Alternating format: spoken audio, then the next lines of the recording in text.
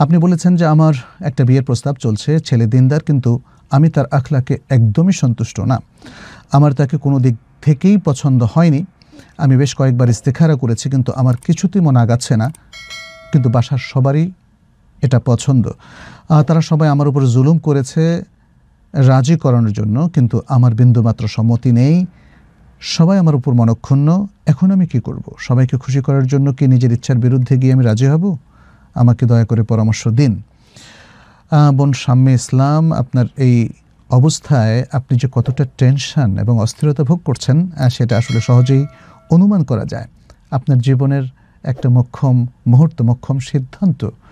আপনি কি এই ছেলের সাথে বিবাহে আসলে সফল হবেন কি হবেন না, আপনার মধ্যে একটা বিশাল দোটানা কাজ করছে। কোনো সন্দেহ নেই আপনি খুবই কষ্টের মধ্যে আছেন।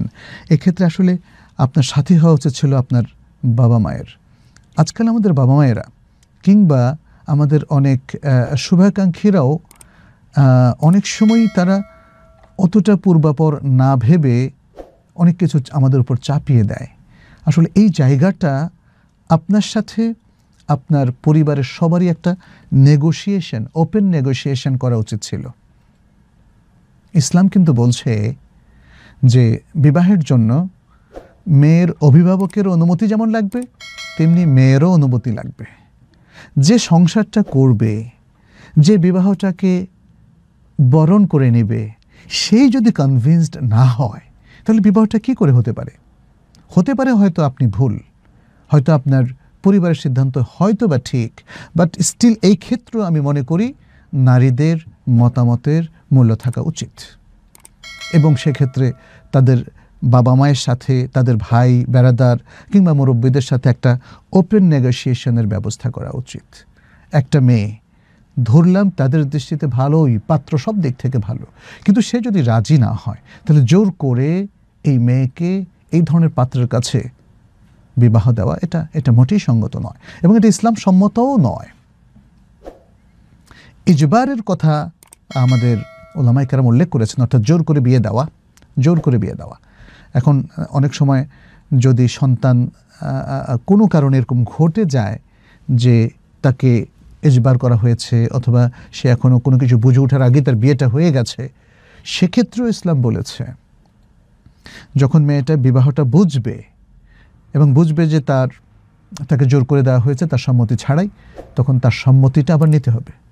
সে যদি সম্মতি না দেয় তাহলে এই বিবাহটা তাফরিক হয়ে যাবে। সুতরাং মেয়েদের মতামতকে আমাদের গুরুত্ব দেওয়া উচিত। আর অনেক সময় এটাও হয় যে মেয়েটা বুঝতে পারছে না, হয়তো সেক্ষেত্রে আমরা বোঝানোর দায়িত্বটা নিতে পারি। কাউন্সেলিং পথ ওপেন আছে। আর আমিও শাম্মে ইসলাম আপনাকে বলবো যে আপনি নিজের ইচ্ছার বিরুদ্ধে তাদেরকে খুশি করার জন্য এই সিদ্ধান্তটা নেবেন না। আপনি তাদেরকে বোঝান কেন এই ছেলে বা তার আখলাক ভালো নয়। সে হয়তো সিগারেট পান করে, সে হয়তো গান করে, তাই না?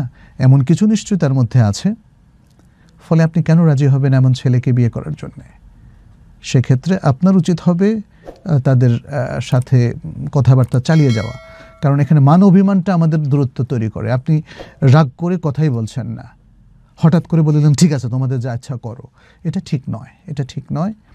আপনার তরফ থেকে আপনি তাদেরকে বোঝান, আর আমাদের পরামর্শ তাদের কাছে পৌঁছে দেন। আমরা পরামর্শ দিচ্ছি অভিভাবকরাও মেয়ের সাথে ওপেন নেগোসিয়েশন করবে এবং তারপরে দুই পক্ষ সুন্দর করে বুঝের মধ্যে একটা সিদ্ধান্তে আসবে। জোর করে কেউ কাউকে চাপিয়ে দেবে না। আর আপনি যদি মনে করেন যে সর্বশেষ তাদের সিদ্ধান্ত মেনে নেওয়ার মতো শরীয়তে কোনো সুযোগ আছে, তাহলে আপনি মেনে নেন। আমি আপনাকে সর্বশেষ এই পরামর্শটাই দেব। আপনি যদি দেখেন যে এর আখলাকের যে সমস্যাটা, সেটা শরিয়ত দৃষ্টিতে তেমন গুরুত্বপূর্ণ কিছু না, খুব ছোটোখাটো কোনো, হয়তো যেমন সে পান খায়, তাই না, এটা আপনার ভালো লাগেনি, কিংবা আরও দু একটা ছোটোখাটো জিনিস, শরিয়ার মৌলিক বিষয়ে যদি তার উপর কোনো অবজেকশন না থাকে, তাহলে আপনি রাজি হতে পারেন। আর যদি বড় অবজেকশন থেকে থাকে, যেমন তার আকিদায় বড় ধরনের সমস্যা, কিংবা তার ইমানের সমস্যা, কিংবা সে সালাত পড়ে না, তাহলে তো এখানে রাজি হওয়া যাবে না।